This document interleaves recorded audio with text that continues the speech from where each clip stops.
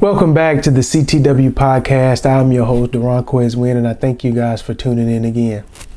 In this video, I want to deal with if you struggle with comparison and how comparison kills your peace.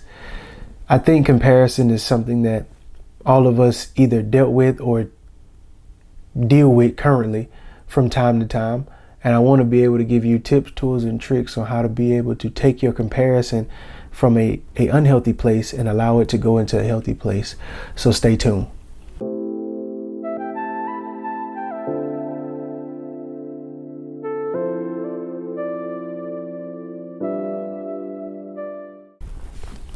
When it comes to comparison, it can be, I don't always think comparison is a negative thing. I think the place in which your comparison comes from, I think that's a negative thing.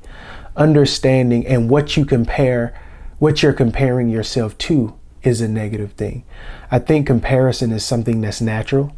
I think it's something that is in us from birth. I think it's just how we are wired. But I also think that understanding that there is a healthy place of comparison and there is an unhealthy place of comparison, I think that's important to understand.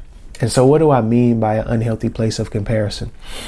So I think it becomes unhealthy when you start to compare yourself to other people, other places, other things, other times and aspects and seasons of people's lives, what people have, what people don't have. I think it starts to become unhealthy when you start to compare if you're better than someone or if you're not better than someone because you don't have a certain thing or look a certain way. I think that's where it starts to cross into being very unhealthy. And I think it starts to allow the insecurity, the doubt, the inadequacy to add up in your mind and allow it to develop a mindset of not being good enough because you may not have what someone else has. And I think that's not what God intended when it comes to comparison.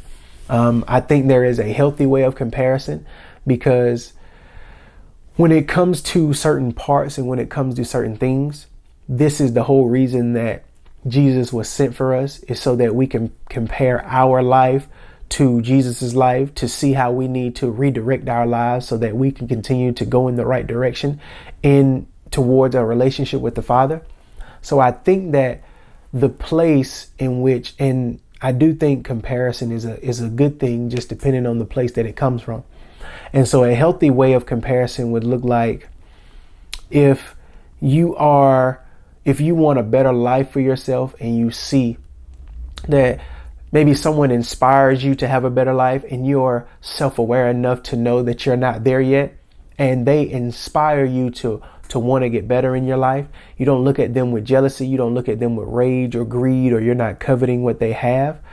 When you look at them and it actually inspires you, when you look at what they have, you look at what you don't have or what you do have, and it actually inspires you to want to become better. I think that's a healthy place.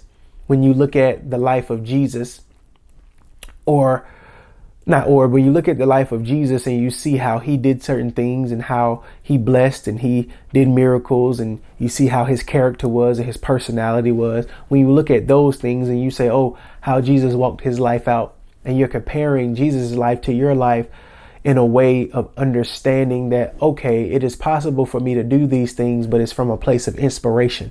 It's not from a place of indignation of, oh, I'm not good enough, or self-grandizement of trying to make yourself better than what it really is. I think a lot of times understanding that when you compare and the place in which you compare from is from a negative place or from an unhealthy place, I think it allows a lot of room for you to start having doubts and insecurities about yourself.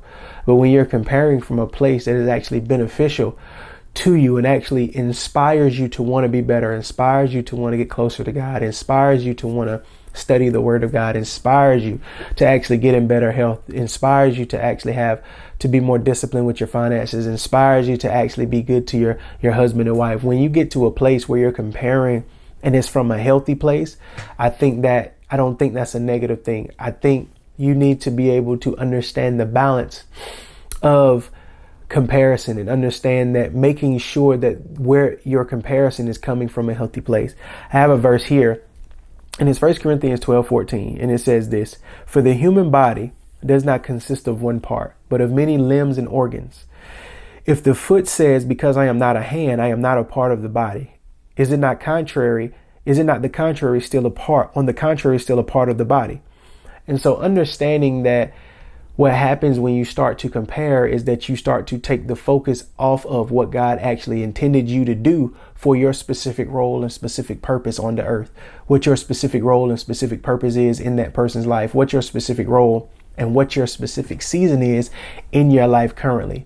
When you start to look at what someone else is doing, and because they may be in a season of their life where they have went through their growing pains, they have went through their seasons of trials and tribulation, they have went through their seasons of ups and downs, and now they're able to prosper in the season that they are currently in. And you look at their life and you say, I want what they have, and I'll do whatever it takes to be able to get it. Or if I don't get it, I may not be doing the right thing. Not understanding that there are, in Ecclesiastes 3:1, it says there is a time and a season for everything. So understanding that each person has their unique time and unique season. And so we should not compare our time and our season of life to someone else's time, season of life, because what ends up happening is that it starts to build resentment. You start to now feel like you're not good enough.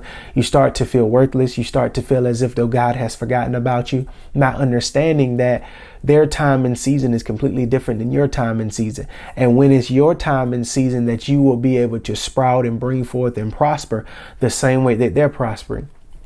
So you have to understand that when you're comparing, make sure that you're comparing from a healthy place. And what I mean by a healthy place is compare who God called you to be. Compare yourself to Jesus on how you can become better. Compare yourself on how you can obtain more. When you compare yourself to become inspired. When you compare yourself so that you can elevate your life. Don't compare and saying, why don't I have? Why don't I have? Why didn't I get? Has God forgotten? Because the difference between comparing from a healthy place and an unhealthy place also involves the type of mindset that you have. So if you have a victim mindset, you're going to look at it and say, why don't I have this? Why don't I have that? I didn't grow up with this. I didn't grow up with that. When you have a victor mindset, understanding that God came to free us from ourselves, that he gave us victory. He gave us triumph, that we now have authority and power to overcome anything that is thrown at us. 1 John 4:4 literally says, greater is he that's in me than he that is in the world. So understanding that you're no longer a victim, that you're a victor, that you don't need to compare yourself to your old life, but you need to compare yourself to the new life that Christ gave you in Jesus, and that God gave you in Christ. So understanding that your life, when you're comparing yourself, compare from a healthy place. Compare yourself based on how God sees you in Jesus Christ. That's why he sent Jesus to die for us, so that we will no longer compare ourselves to our old selves. And so understanding that you no longer have to compare yourself from a selfish place. You don't have to compare yourself from a hedonistic desire. You can literally look at Jesus Christ's life and say, and compare your life and literally line your life and filter your life through what Jesus did in his life. And now you can literally say, if what I'm doing in my life does not line up with these things, if how I'm treating my spouse or how I'm stewarding over my finances, how I'm going about taking care of my temple, if it does not line up with these things, then you will know that you're comparing from the right place, so that you now have a blueprint and you know what you need to go back to the drawing board and do. But if you're comparing yourself from a place of, my neighbor has a bigger house than me. Oh, my wife makes more money than me. Oh, I don't have the nicest shoes at school. Oh, I don't have the nicest backpack. Or I can't get a haircut every 2 weeks like my friend. Then it starts to come from a place of pity, starts to come from a place of victim mindset. It starts to come from a place of pain and trauma, as if though God did not make you how you were uniquely designed to be made. Understanding that you are God's workmanship. God literally made you in Ephesians 2:10. You are God's workmanship. So he had designed each and every one of us to do a specific and unique purpose. So do not compare yourself to your neighbors. Do not compare yourself to your friends. Do not compare yourself to your family. Do not compare yourself in a way that allows you to now have a victim mindset. Compare yourself in a way to Christ. Compare yourself to the one who became victorious. So understanding that you are now a victor, not a victim. So compare yourself is not negative, but the place in which you're comparing yourself is negative and can be unhealthy. So understanding that comparison kills your purpose, comparison kills your peace, comparison is a thief of all joy. So I hope this helps somebody, and I'll see you guys next time.